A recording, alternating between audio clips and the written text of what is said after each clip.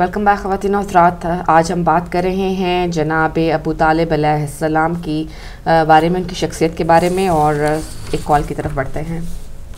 Hello, अस्सलाम वालेकुम। अस्सलाम वालेकुम, ये हिदायत टीवी पे बात कर रहे हैं जी। आप ऑन एयर हैं, लाइव ऑन एयर हैं। आप अपना नाम बताएंगी प्लीज़? अस्सलाम वालेकुम जी, वालेकुम अस्सलाम।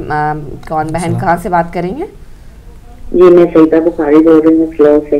जी, आपको खुशामदीद कहते हैं प्रोग्राम में। आपका बहुत प्रोग्राम अच्छा है, मैं रोज देखती हूँ, लेकिन आज मुझसे रहा नहीं गया।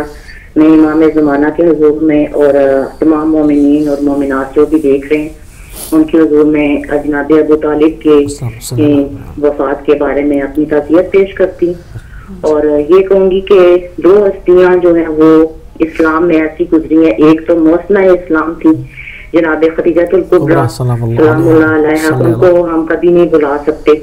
और एक मौसने इस्लाम जो हजरत जनाब अबू तालिब अलैहिस्सलाम है, इन्होंने जिस तरह इस्लाम की परवरिश की है कि इंसान सोच भी नहीं सकता। और फिर अमीरुल मोमिनीन हजरत इब्ने अबी तालिब अलैहिस्सलाम ये फरमाते हुए नजर आते हैं कि जब भी कोई मेरे बाबा अबू तालिब के ईमान पे उंगली उठाता है तो वो फिर कसम उठा के ये कहते हैं कि अगर पूरी कायनात का ईमान जो है वो एक पलड़े में डाल दिया जाए तो फिर भी मेरे बाबा का जो पलड़ा है ईमान का पलड़ा होगा माशाअल्लाह। तो इनकी शान में हम क्या कह सकते हैं कि उन्होंने इस तरह परवरिश की, रिसालत की परवरिश की। उन्होंने अपनी जैसे कि दुनिया का दस्तूर है कि मैं अपने अल्फाज में यही कहना चाहूंगी कि इंसान अपनी औलाद को जो है वो पहले बचाता है, चाहे कोई भतीजा हो, भतीजी हो, भांजी हो, भांजा। लेकिन उन्होंने इस्लाम की परवरिश इस तरह की कि हर जगह उन्होंने अपने बेटे को हर मुश्किल में डालकर रिसालत की उन्होंने हिफाजत की। और इस तरह की हिफाजत की कि अल्फाज इस तरह मिलते हैं कि जिस तरह शम्मा के गिर्द पाना जो है ना वो फिरता है, इस तरह हज़रत अबू तालिब अलैहिस्सलाम ने। और इनकी शान में मैं कुछ भी नहीं कह सकती क्योंकि मैं बहुत छोटी सी नाचीज हूँ, लेकिन हमारी जिंदगी का जो महवर है ना वो यही हमारे मासूमीन है, यही है, इन्हीं के गिर्द हमारी जिंदगी है और इन्हीं के गिर्द। और दूसरी बात, जहां तक मेरी आवाज आती है मैं यही कहूंगी कि करोड़ों का मजमा हो, लाखों का मजमा हो, लेकिन हम जो इनके मानने वाले हैं कभी नहीं घबराना चाहिए। जहां पर भी हजरत अबू तालिब के ईमान पर उंगली उठेगी ना तो वहां पे हम लोगों पे वाजिब हो जाता है कि हम ये ना देखेंगे यहाँ कोई हमारे साथ देने वाला है या नहीं है। हमें बोलना है कि नहीं। अबू तालिब तो इस्लाम की परवरिश करने वाले हैं, पालने वाले हैं। और एंड में मैं ये दो शेर सुनाकर अपनी बात का इख्तिताम करूंगी और आपसे दुआ गो रहूंगी। तो मुझे मेरे बच्चों को अपनी दुआओं में शामिल रखिएगा कि शहर को उठते ही पहला ये काम करते थे, शहर को उठते ही पहला ये काम करते थे, उन्हें नमाज से पहले सलाम करते थे। और अगर नबी किसी काफिर को यूं सलामी है तो फिर कह दो नबूवत में कोई खामी है। और दूसरा ये है कि जिस खाक में शामिल न हो खूने अबू तालिब वो खाक कभी खाक शिफा हो नहीं सकती। और जो लोग उठाते नहीं अब्बास का परचम उन लोगों की नस्लों में वफा हो नहीं सकती। और है दुश्मने हैदर पे तो अल्लाह की लानत, अब इससे बड़ी और सजा हो नहीं सकती। दुआओं में याद रखिएगा। अल्लाह हाफिज़। अल्लाह ताला आपको जज़ाकल्लाह। गुफ्तगू फरमाई। और बात इससे पहले हो रही थी तरबियत औलाद के जनाब अबू तालिब अलैहिस्सलाम में जो तरबियत करके गौहर इस्लाम की झोली में डाले, एक सितारा जो है वो नबूवत का, एक इमामत का। और आप देखें बाज़ मतलब लोगों की शोमी और बदबख्ती देखें आप, इनके ऊपर खुदा की तरफ से आप इनकी महरूमी देखें कि एक तरफ तो दुरूद इब्राहिमी पढ़ते हैं और जिसमें इनके आबा व अजदाद पर सलाम करते हैं और उस चीज़ का इकरार करते हैं कि आप जो है वो दीन इब्राहिम के ऊपर थे, जो कि इंदल्लाह है दीन इस्लाम, खुदा के नज़दीक जो है वो तमाम शरीयतें जो हैं वो इस्लाम हैं। खुदा ने वजाहत के साथ कुरान के अंदर इसको इस्लाम का जिक्र किया और ये आयत कुरान की है, इंदल्लाह दीन इस्लाम, ये तमाम का तमाम इस्लाम था। और जो शरीयत मोहम्मदी थी उसका नाम ही इस्लाम तजवीज़ किया। तो जो जनाब हाशिम کا سلسلہ ہے اور نبی کریم کے آباء و اجداد کا سلسلہ ہے. تمام دین ابراہیم کے اوپر تھے. ایک طرف اس کو انکار نہیں کر سکتے, ان کے اوپر درود پڑھتے ہیں, اور دوسری طرف دشمنی دکھاتے ہیں پیغمبر سے کہ ان کو کچھ نہیں کہہ سکتے, تو جناب ابو طالب علیہ السلام کے ایمان کے اوپر جو ہے وہ شک کرتے ہیں. جس طرح سے ابھی ذکر ہوا, اس سے پہلے بھی ہم نے اس کے اوپر بات کی کہ مولا علیہ السلام نے فرمایا کہ پوری دنیا کے ایمان کو ایک پلڑے میں رکھ دیں تمام لوگوں کے, تب بھی میرے والد کا ایمان اس سے بلند رہے, کہ انہوں نے اسلام کو پال کے دیا. ایک اور کالر کو شامل کریں گے. ہیلو السلام علیکم. وعلیکم السلام. سب سے پہلے تو آپ کو میری طرف سے, میرے خاندان کی طرف سے حضرت ابو طالب علیہ السلام کی تعزیت, ان کی شہادت, ان کی وفات کے اوپر تعزیت قبول کیجیے. پوری دنیا میں پوری انسانیت کے لیے یہ تعزیت ہے. میں آپ نے بہت اچھی اچھی باتیں کی ہیں, اور جن سے آپ نے وہ پوری ہسٹری بتائی تھی انہوں نے بھی بہت اچھی روشنی ڈالی. اس میں کوئی شبہ نہیں ہے. موسوی صاحب بہت اچھی اچھی باتیں بتا رہے ہیں. دوسرے لوگ جنہوں نے تقریر کی ہیں اور آپ سے باتیں کی, اس لیے میرے لیے کچھ زیادہ کہنے کی ضرورت نہیں ہے. میں صرف 2 چیزوں کی طرف اشارہ کر رہا ہوں. اکثر حضرت ابو طالب علیہ السلام کے ایمان کے اوپر بعض لوگ حضرت سرائی کرتے ہیں, لیکن خداوند عالم کے جو کام ہوتے ہیں وہ بڑی مصلحت سے ہوتے ہیں. آپ یہ دیکھیے کہ انہوں نے اپنے آخری نبی رسول پاک صلی اللہ علیہ وآلہ وسلم کو یتیم کر دیا, ان سے والدین کا سایہ اٹھا لیا. اب وہ بے یار و مددگار تھے, لیکن اس نے ان کا انتظام, ان کی پرورش کا انتظام اور ان کی نگہداشت کا انتظام جو ہے وہ اس نے ایسے کیا کہ اس نے حضرت ابو طالب علیہ السلام کو ان کی یہ سعادت عطا فرمائی کہ وہ ان کی پرورش کریں, ان کی نگہداشت کریں, ان کی پرداخت کریں اور ان کی تربیت کریں. یہ انہوں نے کی, بہت ہی اس طریقے سے کی. وہ خود صاحب اولاد تھے. ہر شخص کو اپنی اولاد بہت پسند ہوتی ہے, اس میں کوئی شبہ نہیں دوسروں کے مقابلے میں, لیکن انہوں نے اپنی اولاد کو پیچھے رکھا, ہمیشہ رسول پاک کو آگے رکھا. تو یہ ایسے شخص کو کہ جس کو خداوند عالم نے ایسا انتظام کیا ہو, اس کے ایمان کے اوپر شک کرنا کتنی بری بات ہے. دوسری بات یہ کہ رسول پاک کا نکاح کس نے پڑھایا تھا؟ یہ حضرت ابو طالب تو تھے جنہوں نے نکاح پڑھایا تھا. تو جو لوگ ان کے ایمان پہ شک کرتے ہیں, کیا وہ رسول پاک کی شادی شدہ زندگی پر شک نہیں کر رہے؟ وہ کہاں کے مسلمان ہوئے پھر جو اس قسم کی باتیں کریں؟ تو میں تو یہ سمجھتا ہوں کہ حضرت ابو طالب علیہ السلام کا نہ صرف یہ کہ خود ایمان بہت بڑا اچھا تھا, بلکہ انہوں نے جس طریقے سے اسلام کی پرداخت کی, رسول پاک کی پرداخت کی, وہ انتہائی قابل تعریف ہے. یا خدا کا کرنا تھا. السلام علیکم ورحمۃ اللہ وبرکاتہ. بہت خوبصورت بات کی کہ نبی کریم صلی اللہ علیہ وآلہ وسلم جو کہ خدا کی طرف سے وہ علم رکھتے ہیں, جو کہ زمانوں میں دیکھ لیتے ہیں, زمان و مکان کی قید سے ماورا ہو کر دیکھتے ہیں. ان کو نہیں پتہ کہ وہ اپنا نکاح جو پڑھوانے جا رہے ہیں, مطلب ان کو پتہ ہے میں کس سے نکاح پڑھوا رہا ہوں, کس کی گود میں پرورش پائی ہے, اسلام کو پالنے والے ہیں. بالکل یہ تو اللہ کی طرف سے, یعنی کہ اللہ تعالیٰ کو نہیں پتا کہ وہ کس سے اپنے پیغمبر کا نکاح پڑھوانے جا رہے ہیں. صرف یہ نہیں کہ شک کرتے ہیں, شک نہیں کرتے, دشمنی برتتے ہیں. نبی کریم صلی اللہ علیہ وآلہ وسلم کو کچھ نہیں کہہ سکتے تو کیا کرتے ہیں, ان کو اذیت دینے کے لیے ان کے چچا کو کہتے ہیں. اس شخصیت کو کہتے ہیں جس نے اپنا پورا گھر قربان کر دیا اسلام کے اوپر, ان کی طرف اس لیے کہتے ہیں کہ اس کی وجہ سے اذیت پہنچے نبی کریم کو. میں تو سمجھتی ہوں کہ اس بات کا سوال ہی نہیں اٹھنا چاہیے پہلی جگہ پہ. تو یہ ایک اور کالر کو شامل کرتے ہیں. ہیلو السلام علیکم. جی ہیلو السلام علیکم. وعلیکم السلام. جی میں بابر خان بول رہا ہوں جی نیوپورٹ سے. جی فرمائیے. حضرت ابو طالب علیہ السلام کے بارے میں 2 باتیں بڑی عام ہیں کہ جب حضور پاک صلی اللہ علیہ وسلم یتیم ہو گئے, 6 سال کی عمر تھی, تو میٹنگ ہو رہی تھی کہ ان کی اب کون کرے گا, ان کا خیال کون کرے گا. تو حضور پاک صلی اللہ علیہ وسلم خود ہی اٹھے اور حضرت ابو طالب علیہ السلام کی جوڑی میں جا کے بیٹھ گئے. دوسری بات یہ ہے کہ ہیلو جی آپ بات سن رہے ہیں ہم. اچھا, تو دوسری بات یہ ہے کہ جب زمزم کا کنواں کدھر گھوم گیا تھا پہلے دور میں, تو وہ تلاش کر رہے تھے تو پتہ نہیں چل رہا تھا کہ زمزم کدھر ہے. تو حضرت ابو طالب علیہ السلام کو اعلانی طور پہ بتایا گیا کہ انہی کی زمین میں وہ کنواں تھا تو انہوں نے زمین بھی وقف کر دی اور کنویں کی نشاندہی بھی کی، زمزم بھی ادھر سے نکلا. آج پوری دنیا اس سے فیضیاب. جو لوگ ان کی مخالفت کرتے ہیں کہ ان کے پاس ایمان نہیں تھا، یہ کاروبار ہے، ان کو بھی پتہ ہے ایماندار سے، لیکن یہ کاروبار چل رہا ہے. خدا حافظ. اچھی بات کی. اور بات اس سے پہلے ہوئی شعیب ابو طالب پر.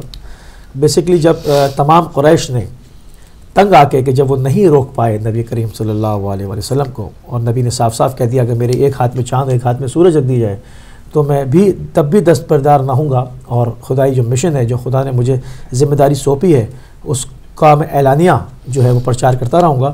اور جناب ابو طالب علیہ السلام ڈھال بنے رہے اور کہا کہ بالکل جو ہے وہ تم انگلی بھی نہیں ٹچ کر سکتے ان کو.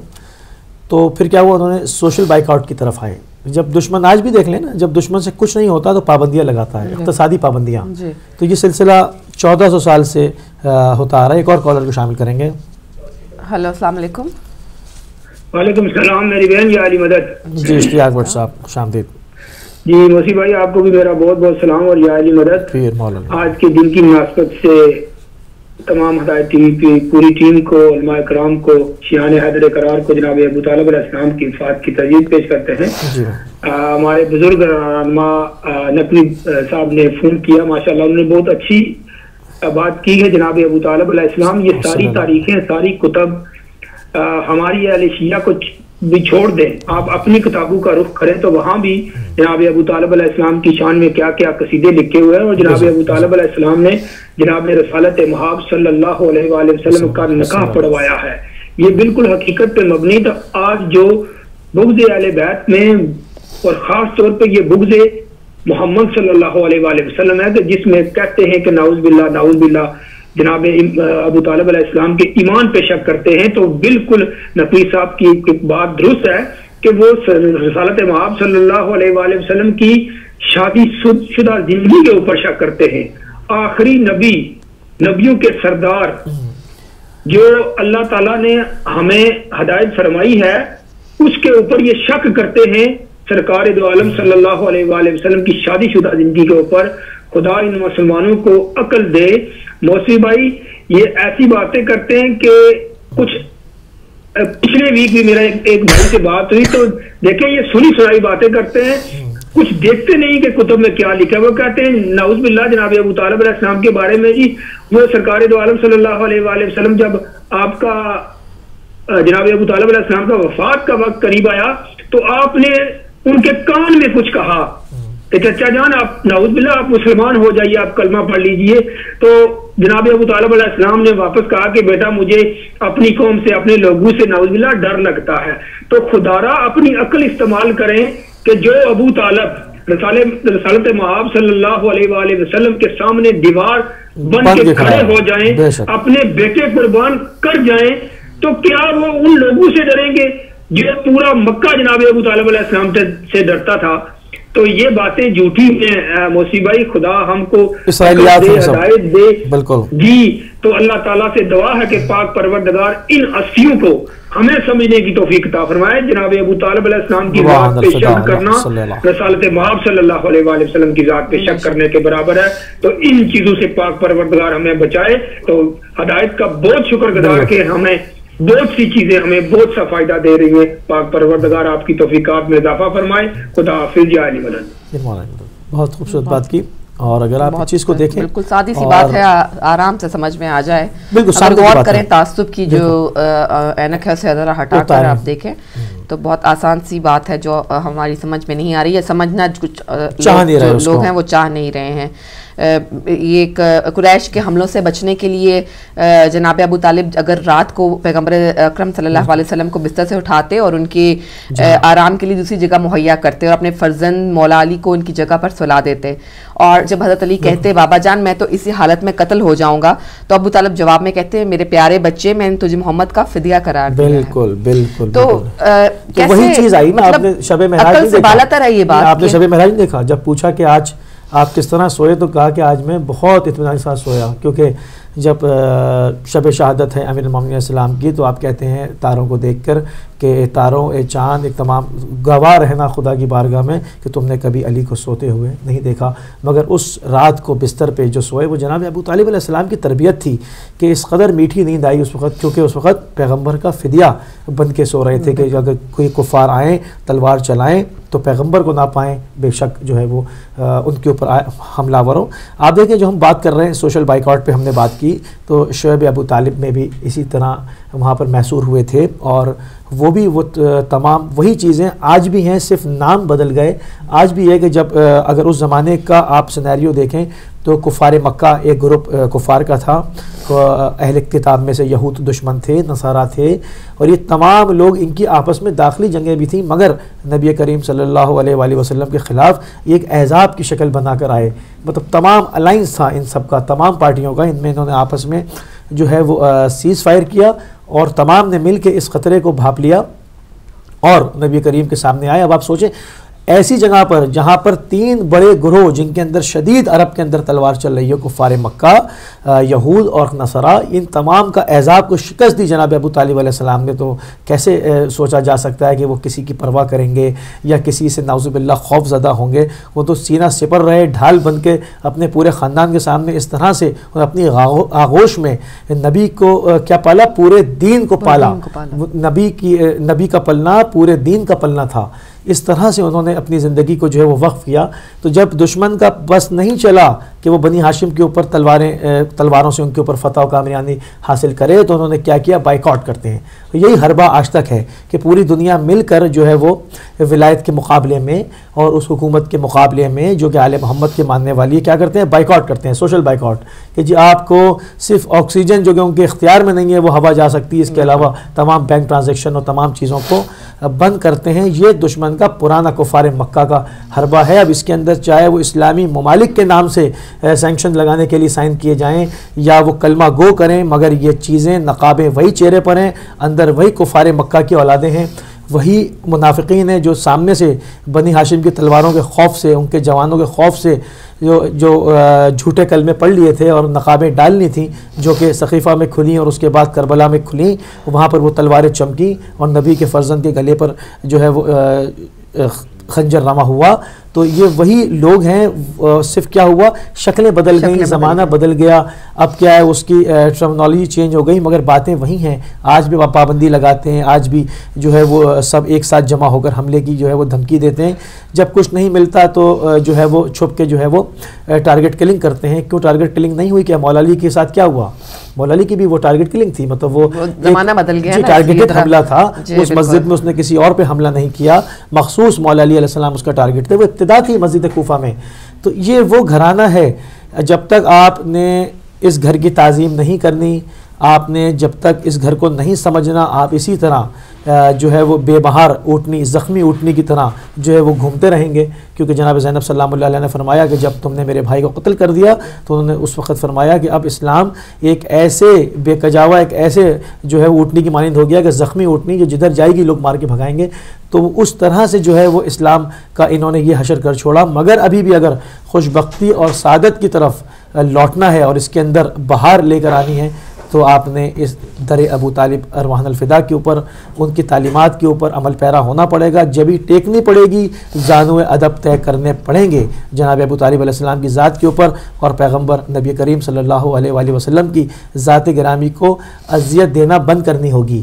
آپ نے جب تک اس در کے اوپر نہیں آتے، ان کی تعلیمات پہ عمل نہیں کرتے، اپنی اصلاح نہیں کرتے، پروردگار کے حضور توبہ نہیں کرتے، خدا کی قسم یہ جس طرح مصیبتوں میں گرفتار ہیں اسی طرح رہیں گے، بلکہ ان میں اضافہ ہو جانے کا خدشہ ہے، اس کے اندر جو ہے وہ کمی آنے کی کوئی امید باقی نہیں ہے۔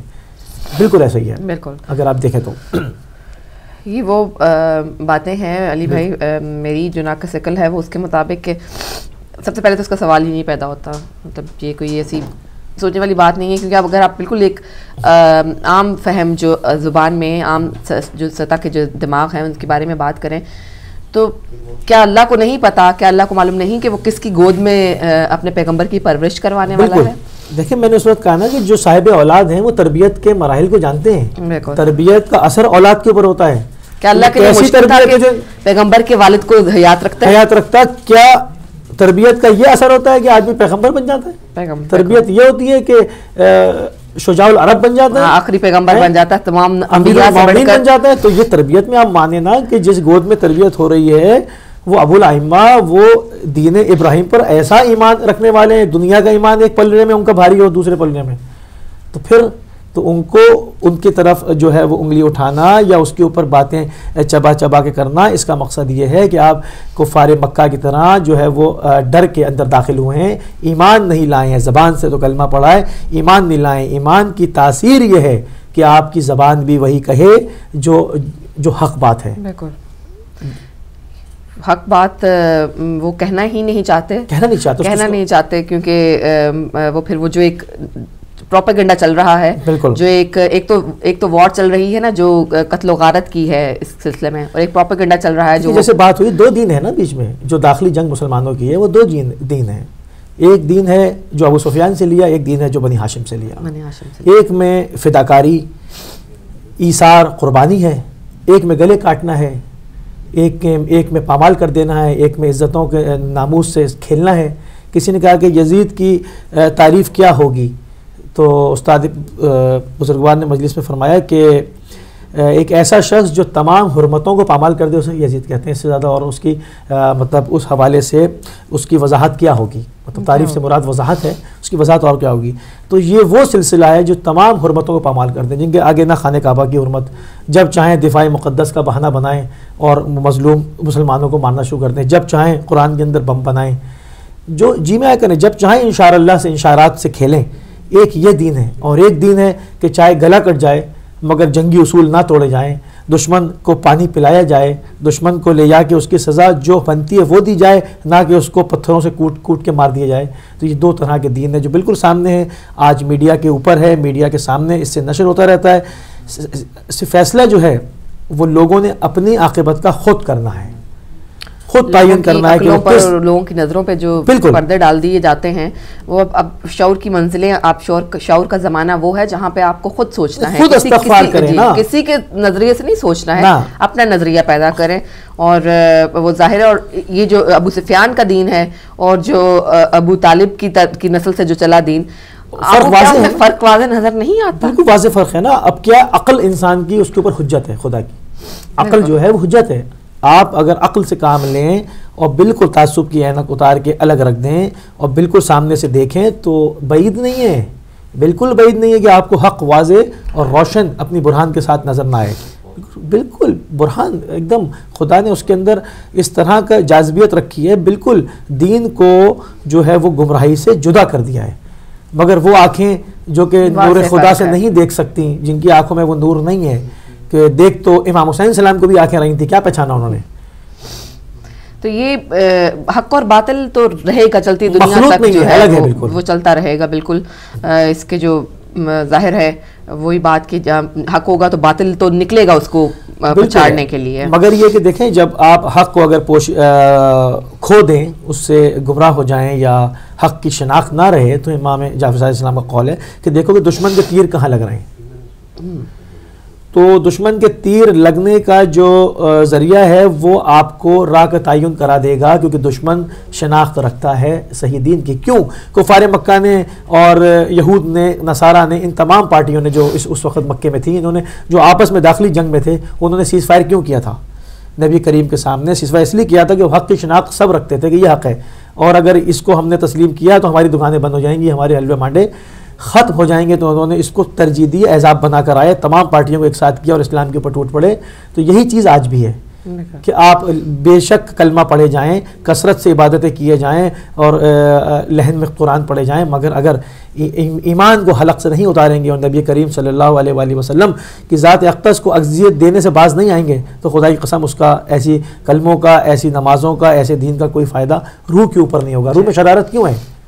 روح میں شرارت غماز ہے اس چیز کی کہ ایمان نیچے نہیں اترا, کیونکہ ایمان نیچے اترتا ہے تو وہ انسان کے قلب میں نور افشانی کرتا ہے, اس کی روح کو پاک کرتا ہے, وہ اس سے ظاہر ہو جاتا ہے, نہیں چھپ سکتا. تو ان ایام کو منانے کا مقصد بھی ہمارا یہی ہے کہ ہم اپنی نوجوان نسل کو اپڈیٹ کرتے چلے آئیں اور ان کا جو حق امت کے اوپر بنتا ہے وہ جو ہے وہ اس کو ادا کرنے میں کوئی صحیح کوشش کریں کہ ہماری بساط نہیں کہ اس حق کو ادا کیا جا سکے، بلکہ انسانوں کی سب کو مل کے بھی جو ہے وہ اگر اس حق کو ادا کرنا چاہیں تو نہیں کر سکتے۔ یہ وہ ہستیاں ہیں جن کی معرفت جو ہے وہ حاصل نہیں ہو سکتی، جتنا ہمارے ظرف میں ہے اتنی ہم کوشش کر سکتے ہیں بس۔ ناظرین، ہمارے پروگرام کا وقت جو ہے وہ ختم ہوا چاہتا ہے اور انشاءاللہ منڈے کے روز آپ سے دوبارہ ملاقات ہوگی ایک نئے ٹاپک کے ساتھ۔ یہی کہوں گی جاتے ہوئے کہ 42 برس تک جناب رسول خدا صلی اللہ علیہ وآلہ وسلم کو باپ کی شفقت اور تحفظ دینے والے اور کفالت کرنے والے محسن سلام حضرت ابو طالب علیہ السلام کو ہمارا سلام ہے، ہم ان کو سلام پیش کرتے ہیں اور ہمیں اب آج اس پروگرام سے اجازت دیجیے۔ اپنا اور اپنے ارد گرد رہنے والوں کا بہت سارا خیال رکھیے گا۔ خدا حافظ۔